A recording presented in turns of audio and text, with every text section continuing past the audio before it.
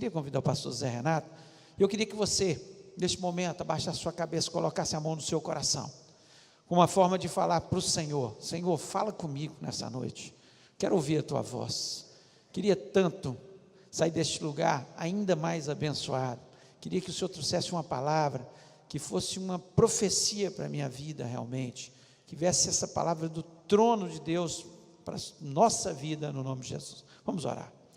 Pai, louvamos o teu nome mais uma vez, te agradecemos por tudo que vimos até agora, Senhor, umas maravilhas, Senhor, que podemos ver através dos nossos jovens, dos nossos adolescentes.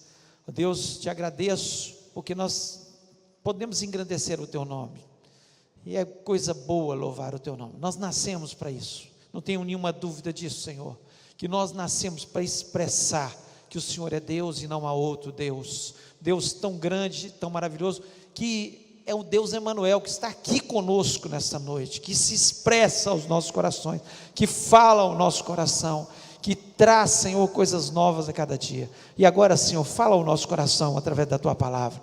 Usa o teu servo, pastor José Renato, ó Pai, ó Deus, que ele possa trazer uma mensagem que venha edificar verdadeiramente todos nós que estamos aqui nessa noite, e aqueles que estão através da internet, ao vivo, ouvindo neste momento, ó Deus, que o Senhor esteja expressando, Senhor, o teu amor para as nossas vidas, através das palavras que serão ministradas. Eu te peço isso em nome de Jesus, amém.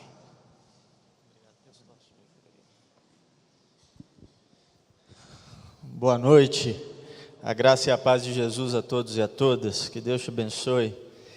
Te convido a abrir a Bíblia no livro de Esther,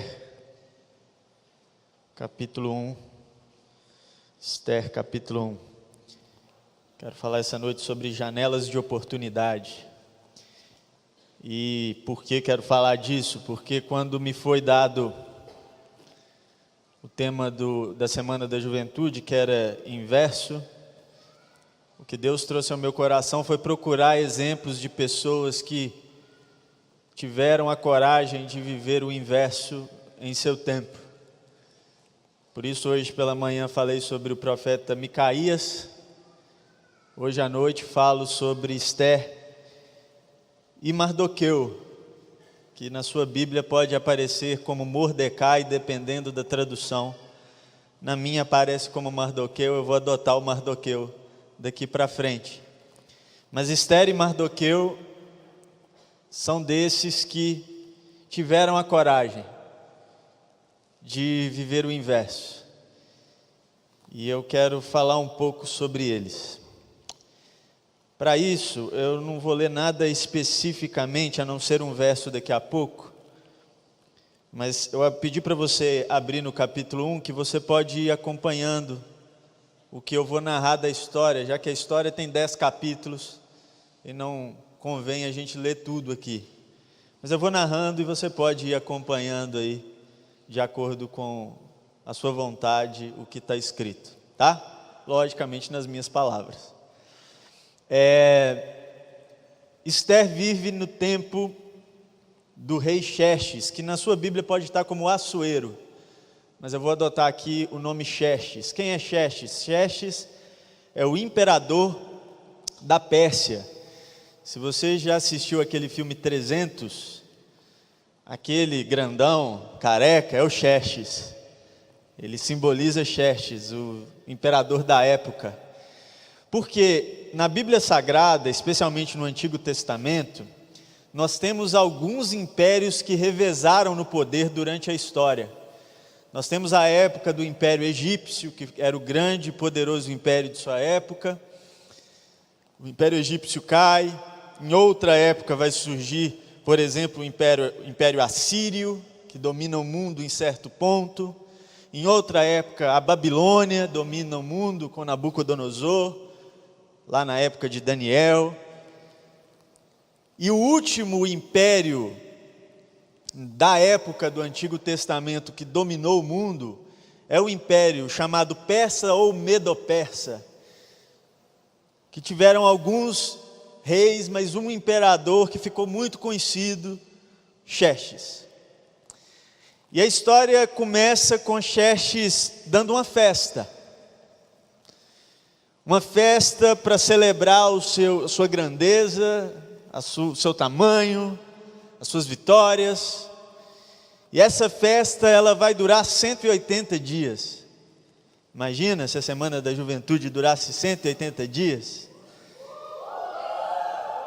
Vocês gritam assim, mas imagina o tanto de ensaio, de coreografia que vocês teriam. Não é mole, não é? 180 dias de festa. O imperador Xerxes governa sobre boa parte do mundo, são 127 províncias sobre o seu governo. E ele convida os governantes dessas províncias para participar dessa festa de 180 dias. Imagine o tamanho da festa. E no 7º dia, diz a Bíblia com seus eufemismos, a Bíblia tem uns eufemismos muito legais, mas ela diz que no 7º dia da festa, Xerxes ficou alegre com o vinho. O que para nós significa bebum, bêbado, tropicano, como diz o outro. Xerxes se embebedou. E quando ficou bêbado, ele fez o que grande parte dos bêbados fazem, que é ficar bobo. Ele ficou bobo. E a sua bobeira ficou estampada quando ele mandou chamar Vasti. E Vasti quem é? É a esposa de Xerxes. A esposa de Xerxes, que era muito bonita.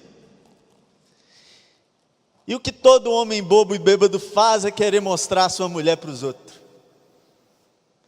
E ele manda chamar Vasti para que ela dance para os governantes que estavam lá vendo, para verem o tamanho da beleza da mulher de Xerxes.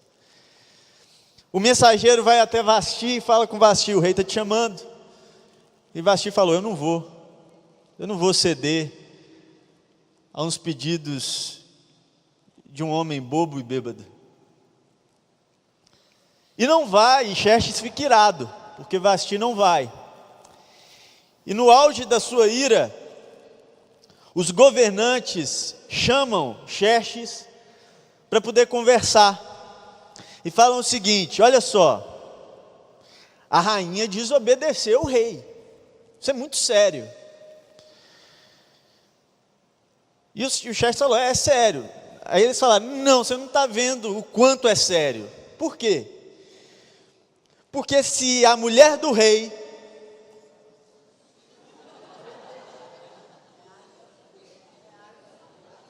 as mulheres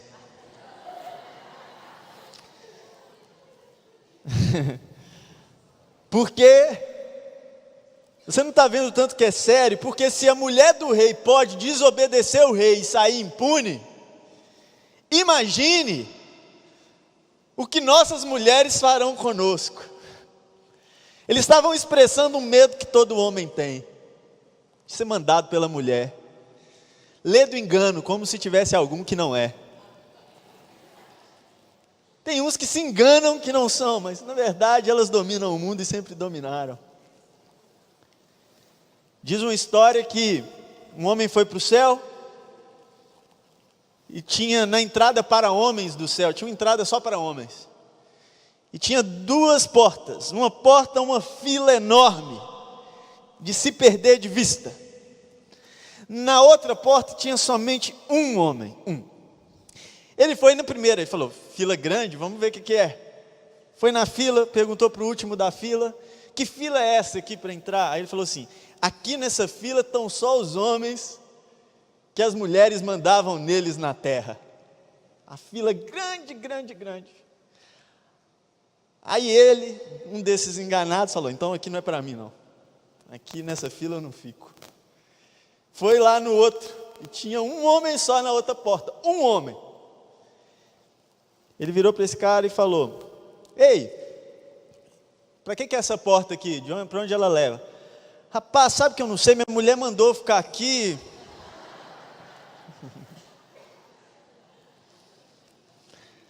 Porque na verdade a gente sabe, elas dominam. Elas deixam a gente pensar que dominam, mas elas dominam. E os homens estavam preocupados e falaram com Xerxes: Xerxes, se você não tomar uma atitude com essa rainha, nossas mulheres vão pôr tudo a perder. E nós vamos perder o domínio sobre o nosso lar e sobre as nossas terras. É bom você tomar uma atitude aí. E o Xerxes, então, toma uma atitude. Ele destitui Vasti do trono. Ele desfaz o reinado de Vasti. Ela não é mais rainha. Não é mais rainha. E aí acaba o capítulo 1 de Esther. E o capítulo 2 começa dizendo que a bebedeira passou, porque a bebedeira uma hora passa. E depois que a bebedeira passou, bateu uma saudade no Xerxes.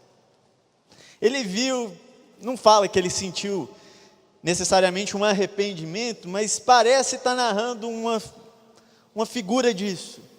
Ele se lembra de Vasti e está sozinho, e agora a bebedeira passou.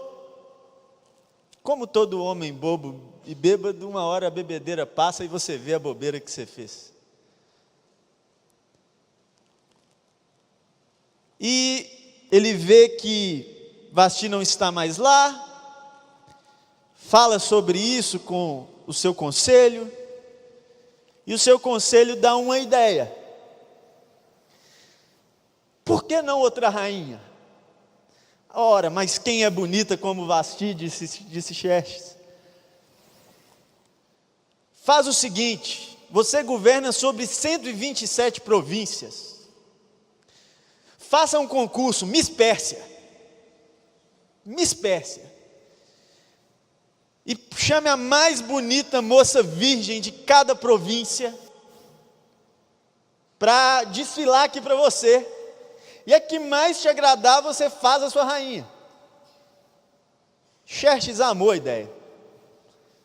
Jogou em todas as TVs da época, jornais. Miss Pérsia vem aí, na Band, vai passar. Já começou a mandar alguns comunicados às províncias. Em uma dessas províncias, mora esse homem chamado Mardoqueu. Mardoqueu é um judeu que morava em uma província desde a época da dispersão da Babilônia. Ele foi morar em uma província fora do terreno de Israel. Mas ele é judeu. E tendo a notícia de que está tendo Miss Pérsia, ele pensa na sua prima, Esther, que na verdade seu nome judeu é Hadassah. E ele pensa nela porque ela é muito bonita. É moça, é virgem, e é muito bonita. Muito bonita. E ele fala assim: eu vou mandar ela para esse concurso aí. Quem é essa menina? Essa menina, ela é órfã de pai e de mãe. Foi criada pelo seu primo. Uma história triste, mas que teve pelo menos alguém para poder aplacar um pouco essa dor do seu orfanato.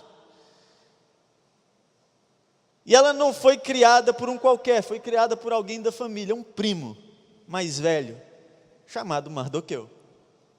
E ele tem essa ideia: eu vou te inscrever nesse concurso, menina. Eu vou te inscrever nesse concurso, só que você vai fazer o seguinte: quando você for participar, você não vai contar de que povo você é, porque os judeus ainda são muito perseguidos. Você não vai contar. Você vai ficar bico fechado. E você não vai com o nome de Hadassah, você vai com o seu nome persa, Esther, para participar. E assim foi. Ela participou, deve ter tido ali uma preliminar regional. Ela ganhou, tal, até que ela chega no Miss Pérsia, vai representando sua província. E diz a Bíblia que quando o Xerxes viu Esther, as outras perderam. ele babou.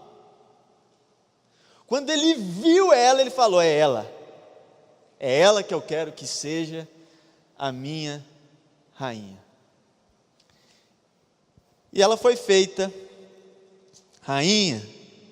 Capítulo 2 vai acabar com Esther se tornando rainha. E Xerxes manda trazer Esther e os seus familiares para o seu reino. Então quem vem com Esther? Mardoqueu. E Mardoqueu, já com Esther rainha, tem um dia que ele está lá no pátio do reino, do castelo, e ele ouve um papo. Ele está passando assim e ouve um papo. E esse papo são entre dois oficiais do rei, que tramam para matar o rei Xerxes. Mardoqueu corre na Esther e fala: estão tramando para matar teu marido.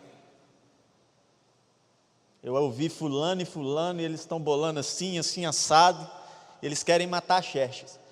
Esther corre lá no rei e conta tudo para o rei. A situação é averiguada, os homens são detidos, e isso vai parar num livro chamado Livro das Crônicas desse rei. Não é o livro das crônicas da Bíblia, não. A ata, o dia que aconteceu e tal, porque houve ali um decreto do rei sobre esses dois homens, então tinha que pôr na ata. E foi colocado nessa ata. Beleza, passou o tempo. Passado o tempo, você vai para o capítulo 3, vai aparecer um novo personagem chamado Amã. Quem é Amã? Amã, ele é uma malequita. Uma malequita. E se você não sabe o que isso quer dizer, você tem que voltar lá na época de Samuel e Saul. O povo amalequita era inimigo do povo de Israel na época de Saul, e Deus dá uma ordem a Saul para exterminar os amalequitas da face da terra, e matar o seu rei chamado Agag. Saul desobedece e não mata. Lembra dessa história? E aí é Samuel que mata Agag, por causa da desobediência de Saul, e é por causa disso que Saul tem o reino cortado ou rasgado de suas mãos. É desse povo. E o Amã é um descendente desse pessoal, dos amalequitas. Ele é um amalequita. E o Amã se torna um general de Xerxes. E ele encontra favor aos olhos de Xerxes, de forma que ele vira o cara. Xerxes faz um decreto sobre Amã, que toda vez que Amã passar, as pessoas devem se prostrar diante de Amã e reconhecer que ele foi reconhecido pelo rei. Devem prestar reverência a Amã. E Amã, onde ele passa, o pessoal se dobra. Menos Mardoqueu. Por quê? Mardoqueu é judeu e não vai se dobrar diante de amalequita nenhum. A rixa é antiga. Não tem essa.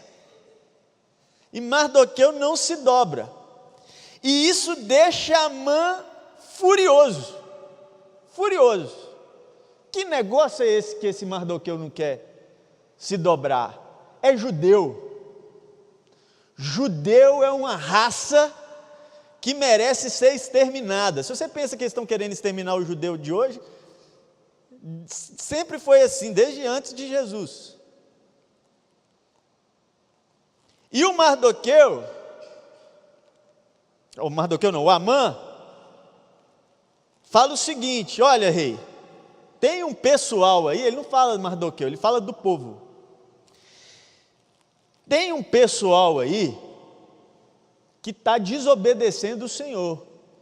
E o Senhor sabe que quando um povo se une em desobediência a um rei, quão perigoso é esse povo para o seu reinado. O Xerxes fala: como assim? O que está acontecendo? Aí ele explica: o povo judeu não quer se dobrar diante de mim, desobedece seus decretos, seus comandos. Eu peço que o Senhor me deixe exterminar esse povo. Eu vou pagar 10 talentos de prata para cada pessoa que exterminar um judeu. E o rei dá o decreto para Amã, porque Amã tem moral com o rei. Ele dá o decreto e manda a notícia para todas as províncias. De forma que Mardoqueu veste panos de saco e lamenta. Isso é um sinal de lamento em toda a história de Israel, os panos de saco. E lamenta o que está acontecendo, porque agora os judeus vão começar a morrer por causa de Amã.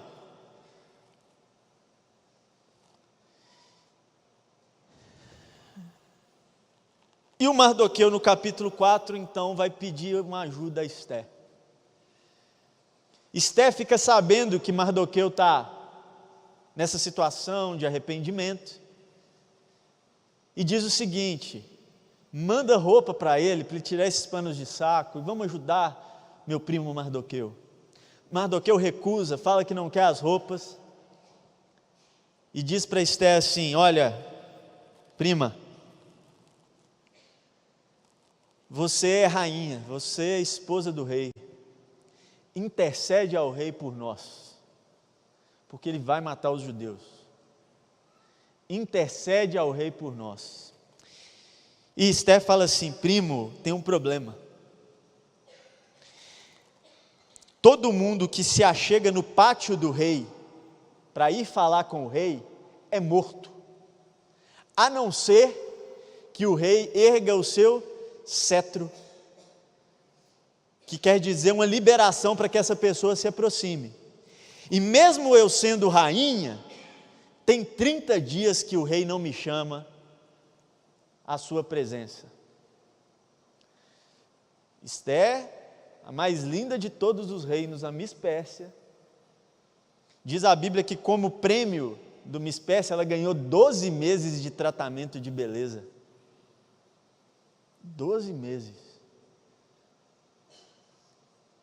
Mas ainda assim tem homem para ficar 30 dias sem ver uma mulher dessa. Fazia 30 dias que ele não chamava Esté à sua presença. E Esté fala isso para Mardoqueu: então como é que eu vou? Eu vou morrer. Se eu entrar lá, eu vou morrer. E esse é o verso que eu quero ler com você, o verso 14 do capítulo 4. A resposta de Mardoqueu é fantástica.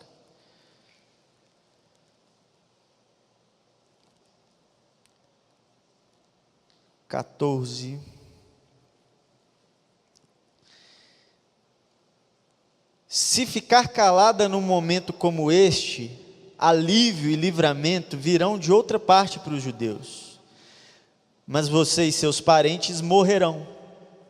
Quem sabe não foi justamente para uma ocasião como esta que você chegou à posição de rainha.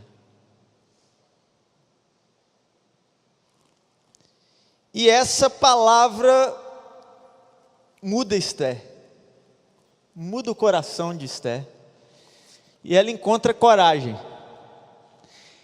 E ela vai até o rei, capítulo 5, e ela entra no pátio. E quando ela entra no pátio, o rei ergue o seu cetro, o que é um sinal de que ela pode se achegar. Porque por mais que tinha 30 dias e ninguém sabe o motivo, por que ele não chamava ela, mas ele é chonado na Esté.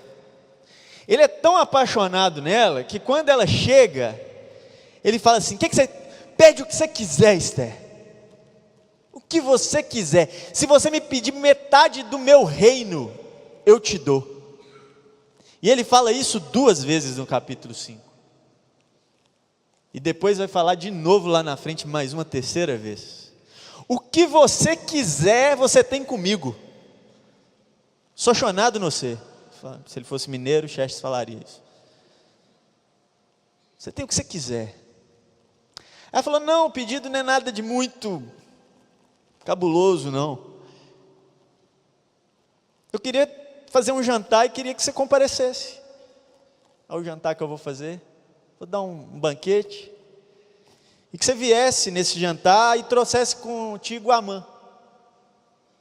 Chama o Amã, só você e o Amã e eu nesse banquete.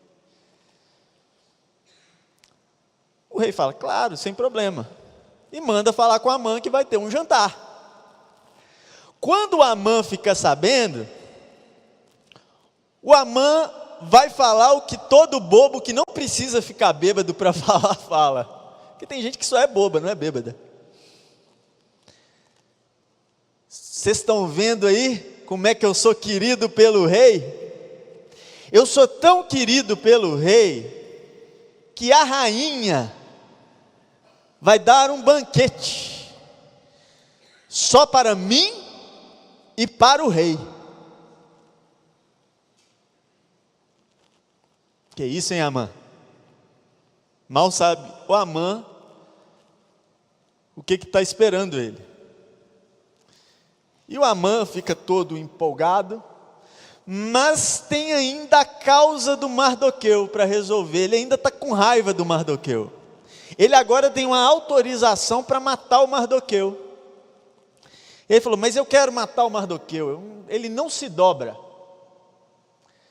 Aí um cara lá dá uma ideia para o Amã e fala assim, já sei, já que você vai ter esse banquete, faz agora à noite, o banquete seria no outro dia pela manhã, faz uma forca de 20 metros mais ou menos de altura no pátio do rei.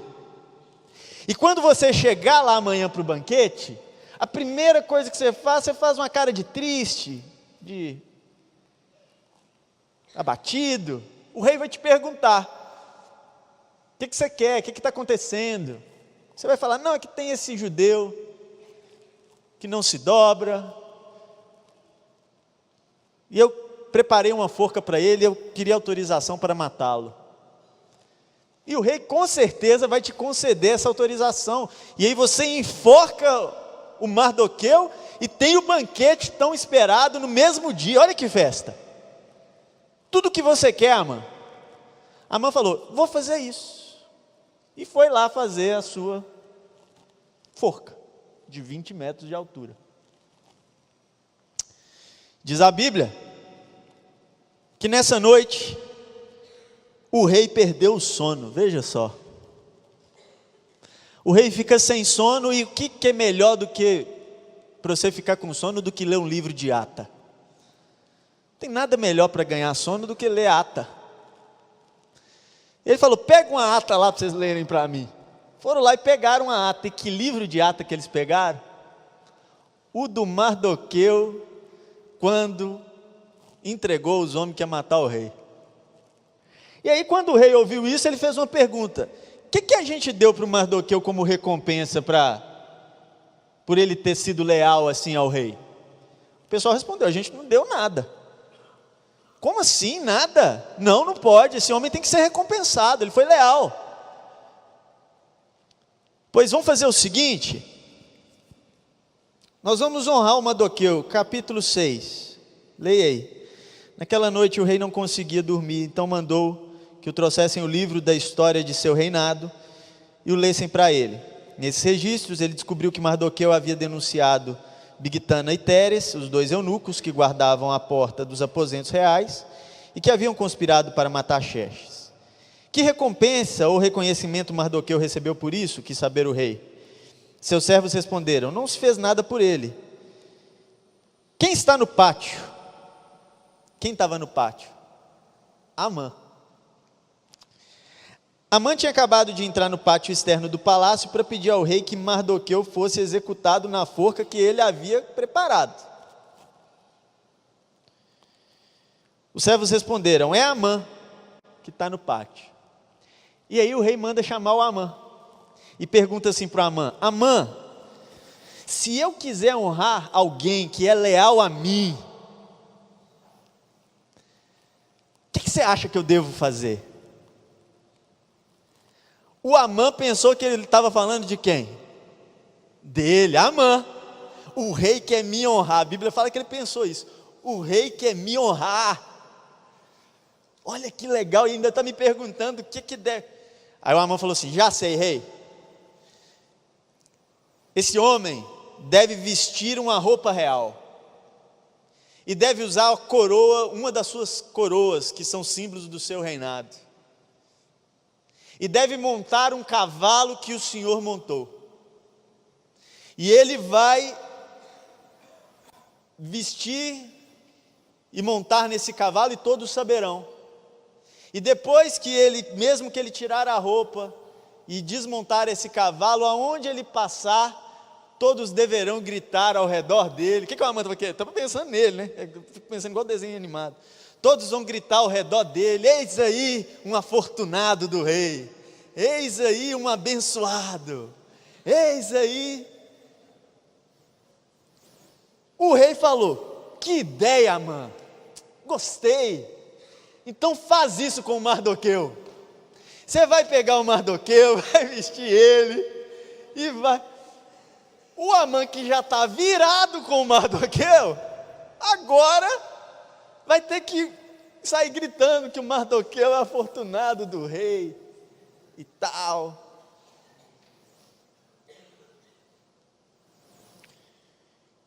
Chega o dia do banquete, no capítulo 7. E no dia do banquete, Ester, o rei e Amã estão presentes. E a forca está lá, o Amã ainda está com o plano. Porque o Amã ainda não desistiu do plano, ele ainda tem o anel do rei. Ele está com o plano, a forca está lá. Ele falou: daqui a pouco eu vou falar com o rei. Só que Ester fala primeiro. E Ester fala o seguinte: olha só, eu sou judia, rei. Esse povo que você mandou matar, eu sou um deles. Eu sou uma deles. E o meu primo Mardoqueu também. E a verdade é que Amã só mandou fazer isso porque ele tem raiva desse povo por causa do nosso passado. Não tem nada disso de rebelião contra o Senhor, não. Isso aí é papo furado. O rei fica furioso com Amã. Furioso, porque Amã fez uma jogada para ele acreditar que o povo estava em rebeldia contra ele. Ele vê que Amã mentiu. Então ele fica furioso. E ele fica tão furioso que ele sai para andar no pátio, sabe? Vou espairecer, deve ter falado isso. Vou espairecer. E saiu. Enquanto ele está andando, o Amã está desesperado lá no banquete. Desesperado porque ele sabe que o rei vai voltar com alguma punição. E o Amã decide que vai lá se ajoelhar aos pés de Ester para poder pedir clemência. Só que quando o Amã está indo, e aí você tem que lembrar tipo um filme, em slow motion, os dois lados. Enquanto o Amã vai, o rei vem. O rei está voltando para a sala. E na hora que o rei chega e abre a porta da sala, o Amã está indo na Ester para poder se ajoelhar perante ela, ele tropeça e cai no colo de Ester. O rei vê essa cena, e aí o rei fala assim: o maldito ainda quer violentar a minha esposa na minha frente? Que punição existe para Amã, se não for a morte? Quando o rei fala isso, um dos oficiais do rei fala assim: tem uma forca lá fora.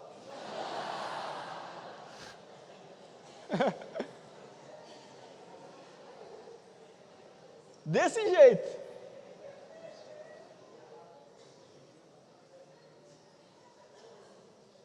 E o rei manda matar Amã. E depois disso ele faz um decreto, por conta de Ester, a favor dos judeus, dizendo que o judeu é povo dele, que não é para mexer com os judeus. e Esté encontrou graça aos olhos do rei. Essa é a história. E talvez você pode ver essa história por duas perspectivas, e eu confesso que não vejo por nenhuma das duas. A primeira perspectiva é que tanto de coincidência, né? O tal do Mardoqueu, primeira Vasti, o cara fica bêbado, aí abre mão da mulher que é bonita, abre uma vaga de mulher bonita no reino, a Esté surge uma oportunidade, ela vai, o rei escolhe ela. Se não fosse o bastante, um tanto de coisa acontece, o Mardoqueu está justo na hora que os caras estão conversando sobre tramar contra o rei, e ele ouve e é leal, mas aí eles registram num livro que é guardado. Aí vai acontecendo esse tanto de coincidências.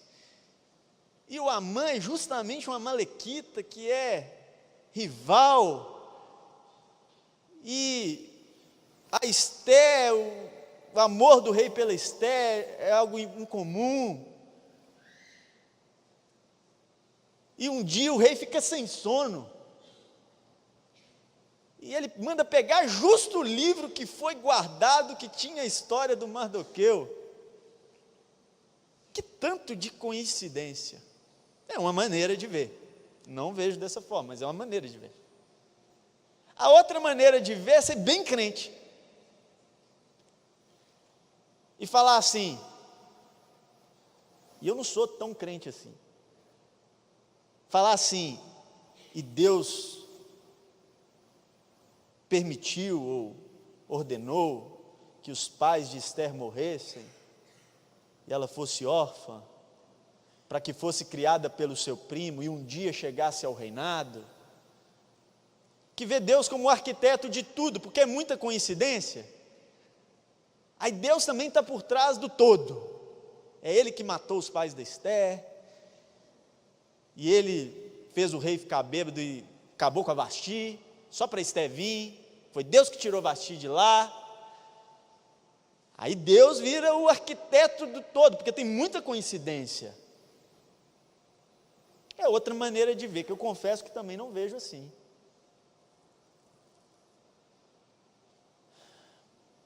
Eu não sei muito falar como eu vejo, para dizer a verdade. Mas eu acredito que na vida nós temos janelas de oportunidade.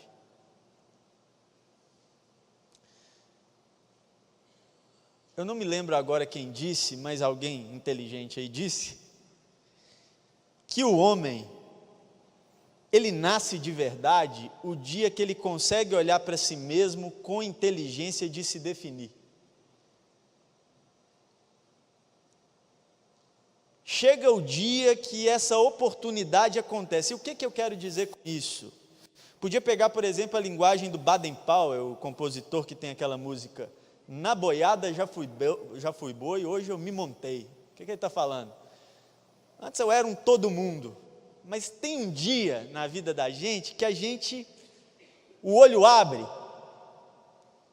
e você se vê dono da história, ou senhor na sua própria história. Esse dia acontece. Você fala assim, eu não sou mais boi. Espera aí, vou montar agora aqui.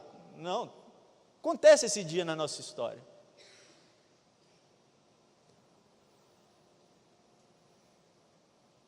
E no grego, a palavra tempo, ela tem duas traduções. Ela pode ser cronos, que é o tempo do relógio, o tempo do calendário. O tempo que é marcado, no grego é cronos. Mas tem uma outra palavra no grego para tempo, que é kairos.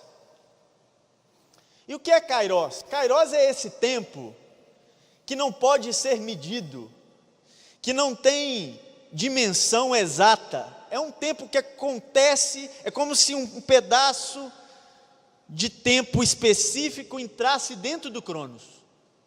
Por exemplo, para você entender melhor, adolescência. Quando começa e quando termina a adolescência? Ninguém sabe. É um kairos, é um tempo que chama adolescência, mas que não tem calendário, data certa de começar e de terminar. Se você perguntar para o pessoal da pedagogia, eles vão falar que a adolescência acaba aos 18. Mas se você perguntar para o pessoal da sociologia, eles vão falar que acaba aos 25. Mas nem eles estão certos, porque eu já vi muito cara aí de 35 que é adolescente. Eu já vi muita mulher de 40 e tantos que é adolescente. Assim como eu já vi muito menino de 17 anos que já não é tão menino mais e amadureceu. De 16. Então não tem como medir. É um kairos, é uma adolescência. Não tem. Quando começa, quando... A gente sabe que existe esse tempo, só isso. Outro, recém-casado. Quanto tempo é um recém-casado? Ninguém sabe. Depende do ponto de vista que você está pegando. Para um casal de 50 anos de casado, ver um casal de 10 anos de casado, acha eles recém-casados. Mas talvez para um casal de 5 anos de casado, de 10 já não é mais recém-casado. Porque não tem como a gente medir. Aí a gente fala assim, amor de recém-casado é o mais legal. Mas quanto que é recém-casado? Dá para você ter 30 anos de casado e ser recém-casado. Depende com que tempo você está comparando. É um tempo que existe, mas não tem como ser medido. Isso é kairos para o grego. Então, kairos é o tempo que não tem como ser medido. E o tempo de Deus, ele tem mais a ver com o kairos do que com o cronos. É como se Deus, ele abrisse janelas de oportunidade no meio da história. Janelas de eternidade no meio da história, que a gente não sabe muito quanto dura, se vai se repetir, se não vai, se vai durar muito tempo, se vai durar segundos. Mas a gente sabe que Deus abre essas janelas. Tem diversos exemplos na Bíblia. Por exemplo, José. Justo no dia que o José está lá, preso, o homem tem um sonho. Abriu uma janela de oportunidade para o José. A gente não sabe quanto tempo essa janela duraria, mas José viu, falou assim, opa, oportunidade, vamos.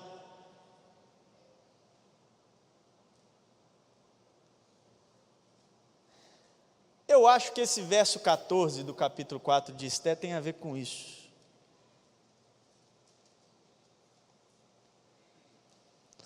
Uma janela de oportunidade. A fala de Mardoqueu, quem sabe não foi justamente para uma ocasião como esta que você virou rainha. E isso mudou a história, o coração de Esté naquele momento.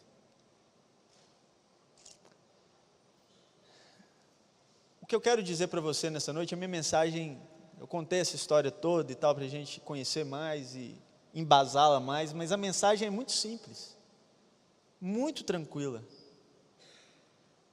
Quem sabe, o momento que você está passando, seja ele bom, seja ele ruim, não sirva para você se achar no mundo. Ou melhor, para você se encontrar no reino de Deus. Quem sabe esse momento, ele não é esse lugar onde você se percebe, se vê com inteligência e deixa de ser boi. E começa a se ver de outra forma. E fala assim, encontrei o meu lugar no reino de Deus. Eu sei o que eu tenho que fazer.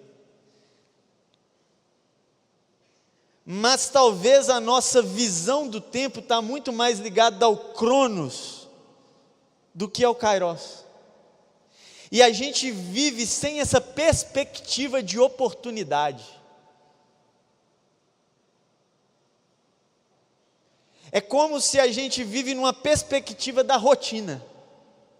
A perspectiva quase que pessimista da monotonia. quando na verdade a perspectiva que deveria cercar o nosso coração é uma perspectiva da oportunidade que pode surgir a qualquer momento. O céu pode abrir e a eternidade pode se mostrar na história.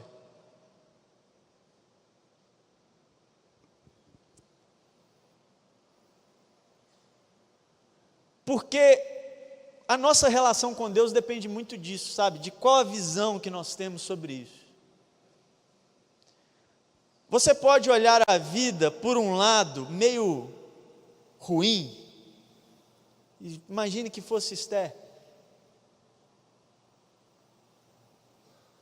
E ela olha para a vida dela e ela vê: eu perdi meu pai e minha mãe, eu sou órfã. Fui ser criada com uma família que é minha família, mas é distante. Fui criado por tios e primos. Não tenho mais meus pais. Por que, Deus? Por quê? Ela poderia continuar nessa história e pensar assim: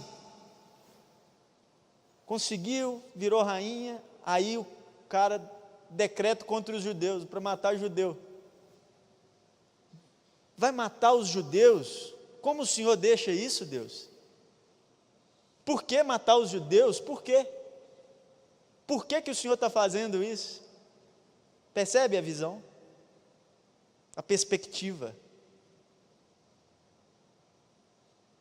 Enquanto se perde um tanto de coisa que está acontecendo ao redor, porque não tem expectativa da oportunidade, de aproveitar cada momento e de notar se esse não é o momento. Como você pode viver numa outra perspectiva, que é quase que triunfalista? Olha aí, ó, Deus te levando para a Pérsia. Não precisa fazer nada, pode deixar na mão dele, que tudo ele vai guiar, orientar. Vai lá, Esther. Aí vai Esther para a Pérsia. Mas chega lá, ao invés dela fazer alguma coisa, ela fica de braço cruzado, esperando Deus agir.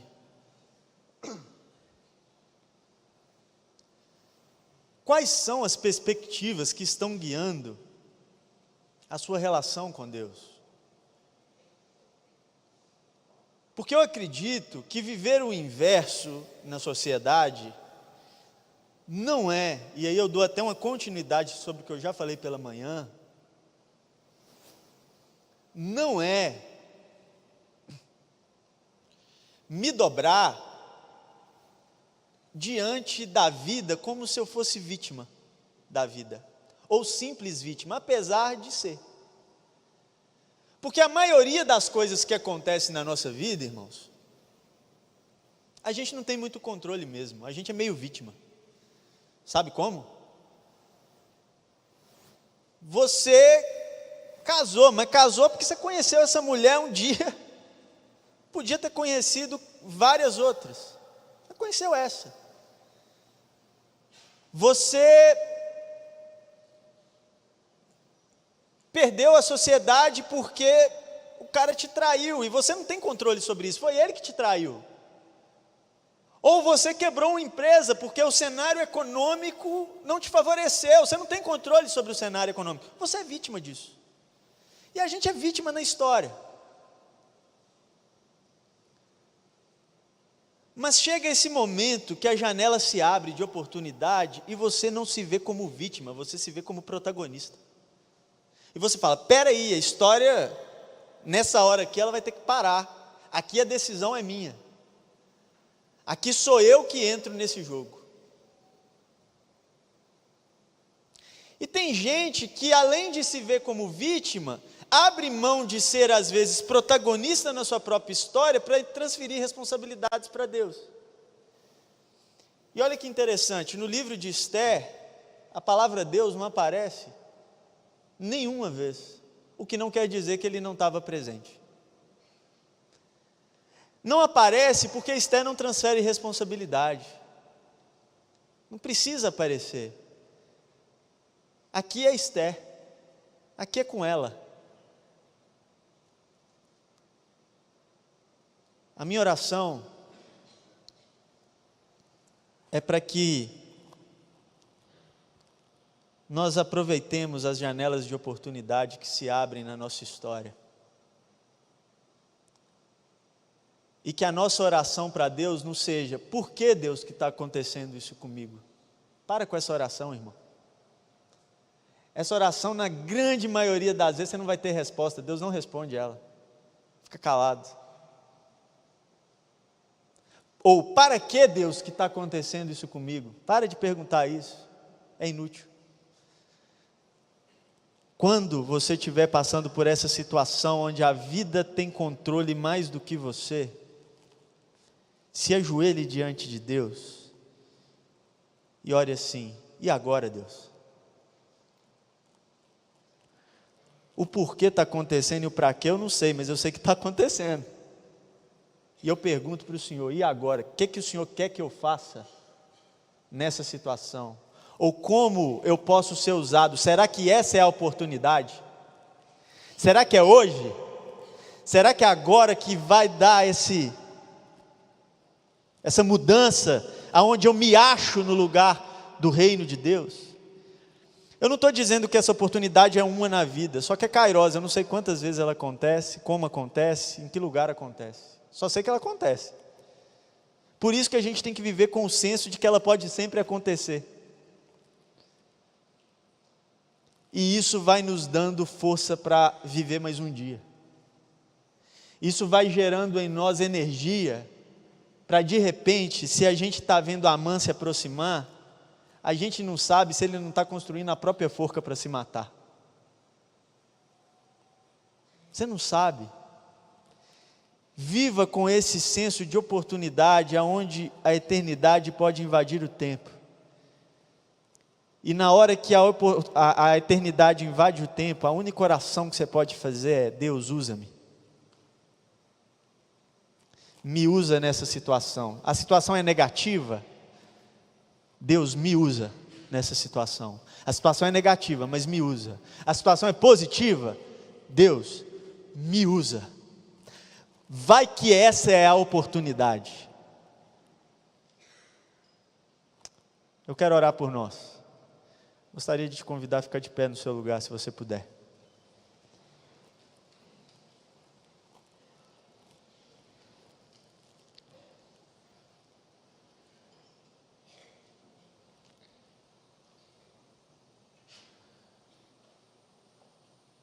E talvez você entrou aqui ou é a primeira vez numa igreja evangélica, ou já veio algumas vezes, mas nunca teve uma relação com Deus que possa ser digna de ser chamada de uma relação de pai e filho, de amigo, de proximidade, de intimidade.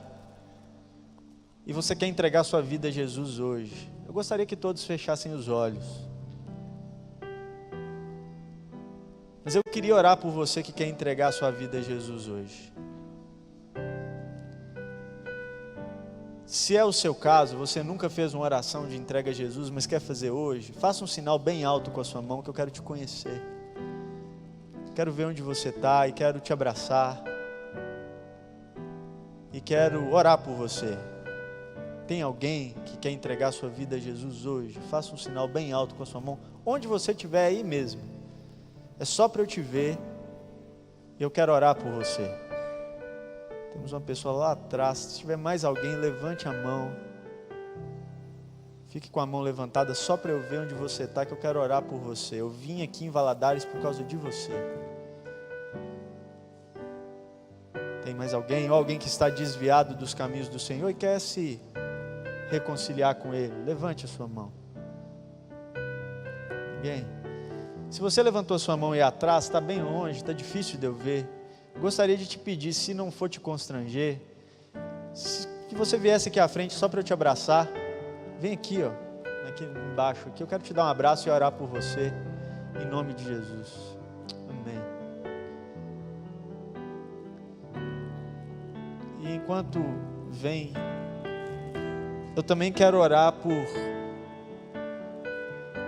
por nós que estamos vivendo esse momento aí de indefinições.